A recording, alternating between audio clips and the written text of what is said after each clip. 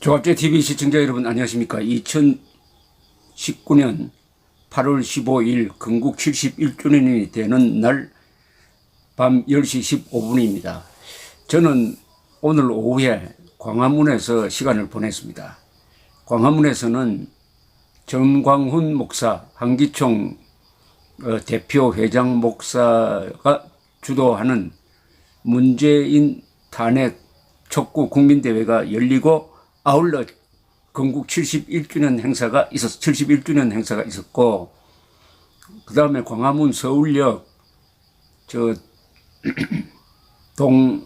동화면세점 앞 대한문 등에서 태극기를 흔드는 이 애국단체들이 각각 건국 71주년 행사를 했습니다. 이 교보문고 앞에서 진행된 탄핵 촉구 국민대회에는 대군중이 모였습니다. 태극기 집회가 탄핵 반대로 시작될 이후에 아마도 기록적인 군중이 모였습니다. 태극기를 들고 이 자리에서 아주 의미 있는 행사가 있었습니다. 1948년 8월 15일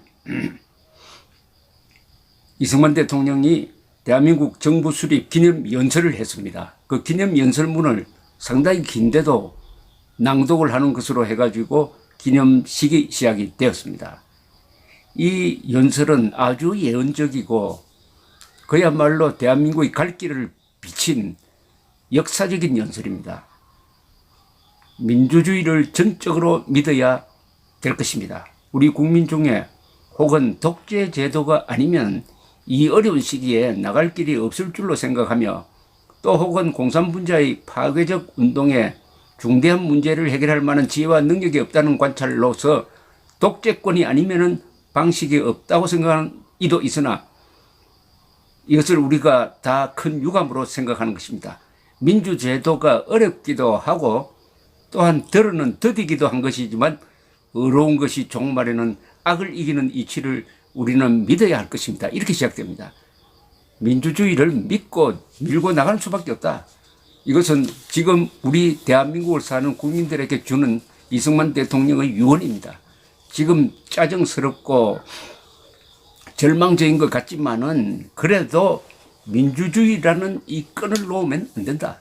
민주주의 끈이 뭡니까? 언론 자유, 시위의 자유, 반대하는 용기, 그리고 고발, 그리고 법치, 그리고 안보, 그리고 무엇보다도 문명을 뒷받침하는 진실, 정의, 자유. 이게 다 민주주의적으로 하니까 70년 동안 대한민국이 만들어낸 거대한 문명이고 이 문명의 힘을 활용해가지고 용기를 가지고 문재인 정권을 무력화시키라. 절대 민주주의를 포기하면 안 된다. 민주주의를 포기하고 독재식으로 하겠다. 뭐 군대가 더 나와야 된다. 이런 이야기 하지 말라는 겁니다. 이런 연설이 있었습니다. 그런데 지금부터 말씀드리려고 하는 것은 자유한국당과 황교안 대표의 태도입니다. 자유한국당과 황교안 대표 입에서 단 한 번도 8월 15일이 건국 71주년이고 이승만 건국 대통령의 노고에 감사한다는 말이 한 번도 안 나왔습니다. 어제 오늘 안 나왔어요. 오늘 황교안 대표는 어디를 갔느냐. 74주년 광복절을 맞았다고 해서 유관순 기념관을 찾았습니다. 유관순 기념관을 찾았습니다. 유관순 기념관 갔다가 광화문에 나오면 안 됩니까? 건국 71주년 행사에 참석해야 될 것 아닙니까? 오늘 오전에 있었던 문재인 대통령이 주관한 저 독립기념관에서 열렸던 그 집회는 광복 74주년만 하고 끝냈습니다. 거기에 문재인 대통령이 오늘은 광복 74주년이자 건국 71주년이란 말도 하지 않았습니다. 심지어 정부 수립 71주년이라는 말도 하지 않았습니다. 문재인 대통령은 대한민국을 완벽하게 생일 없는 나라로 만들었습니다. 족보를 날조한 거죠. 그렇다면은 황교안, 당명도 자유와 한국을 지키는 정당이니까 자유한국의 출발점인 1948년 8월 15일 올해가 건국 71주년이 되는 해고 그날이다 하는 것을 몸으로 확인시켜주는 것은 바로 그 행사가 열리는 광화문에 한 시민으로 참석하는 거죠. 마이크 잡기가 거부하면은 한 시민으로 참석해가지고 조용히 태극기를 흔들 수가 있는 것 아닙니까? 어떻게 대한민국 건국을 부정하는 정권 행사에는 참석하고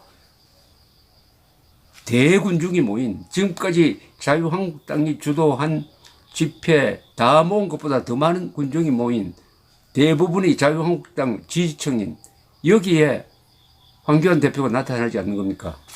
뭐 형식적으로는 나도 대한민국 건국 71주년 인정하지 않는다는 의사표시입니다. 의사표시입니다. 어제 이승만 동상 앞에서 대국민 담화를 발표한다 해놓고 거기서도 건국 71주년이란 말은 없습니다. 그러면 이승만 동상 이용만 하는 거 아닙니까? 이승만 동상 이용만 하고 그래서 보수 세력에게는 성의를 보이는 것처럼 이야기하고 기자가 질문했습니다. 건국 71주년에 설에 대해서 어떻게 생각합니까? 하니까 당연하죠. 그게 48년 8월 15일 대한민국 건국되지 않았습니까? 그때부터 대한민국 이름으로 여권이 나왔습니다.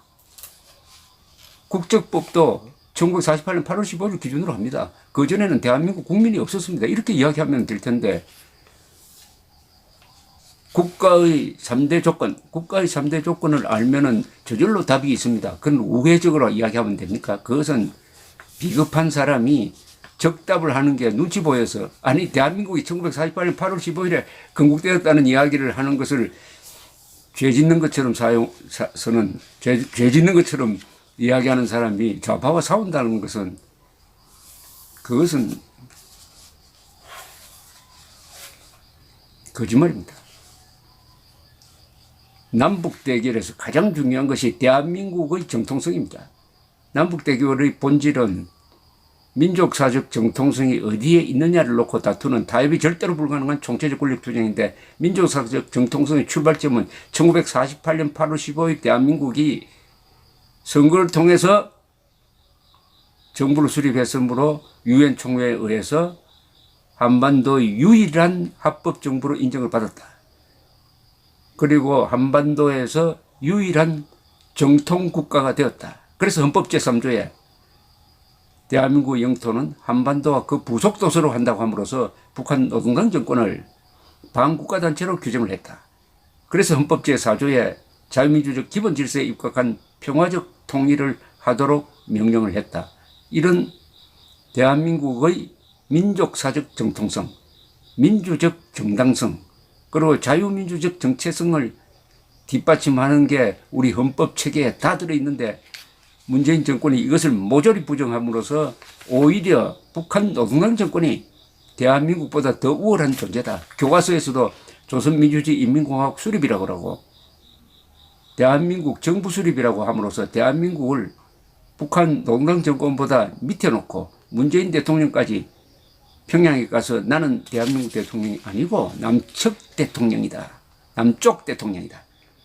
김정은은 국무위원장이라고 함으로써 대한민국을 격화시키는 이런 반역적 역사관 속에서 어찌하여 황교안 대표는 거기에 편성해가지고 결국은 문재인 대통령의 반역적 역사관과 손을 잡고 말았습니다. 오늘 건국 71주년이란 말이 여기 자유한국당 김명년 수석 대변인 논평에서도 나오지 않습니다. 제목이 제74주년 광복절을 맞이하여 오늘 광복 74주년을 맞아 대한민국의 광복을 위해 일제에 맞서 싸운 순국 선녀들께 고개 숙여 감사 인사를 드린다라고 쭉 이야기합니다. 거기에 왜 건국 71주년이 안 들어가는 거죠? 이게 또 문장도 맞지 않아요. 74년 전 대한민국은 35년간의 암흑과 고통의 시간을 끝내고 자유를 찾았으며 해방을 맞았다. 아니 35년, 74년 전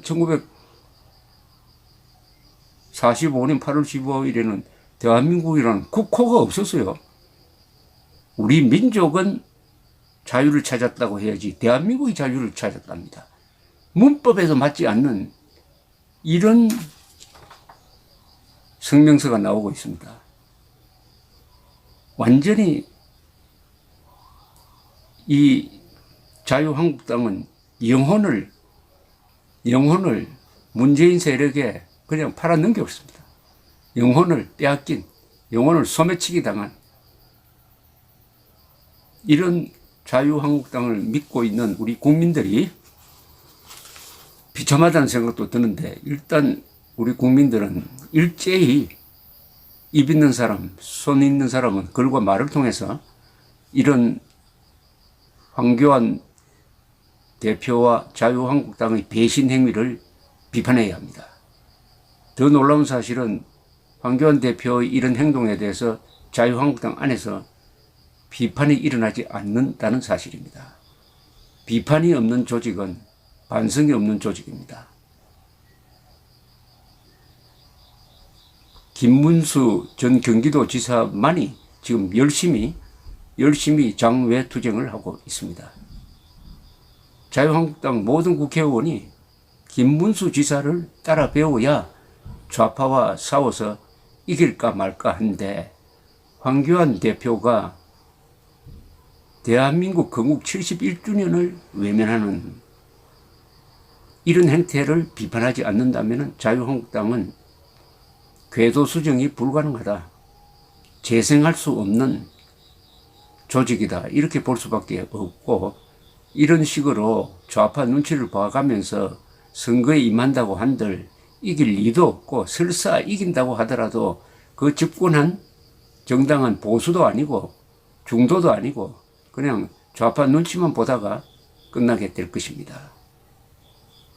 내년 총선에 꼭 이겨야 된다는 그런 생각하지 말고, 내년 총선을 계기로 해가지고 정말 싸울 수 있는 정치 세력을 어떻게 구축할 것이냐, 여기에 목표를 두는 것이 옳다고 생각합니다. 제대로 싸울 수 있는 정치 세력은 의석수가 50석만 돼도 충분히 대한민국을 지킬 수가 있습니다. 감사합니다.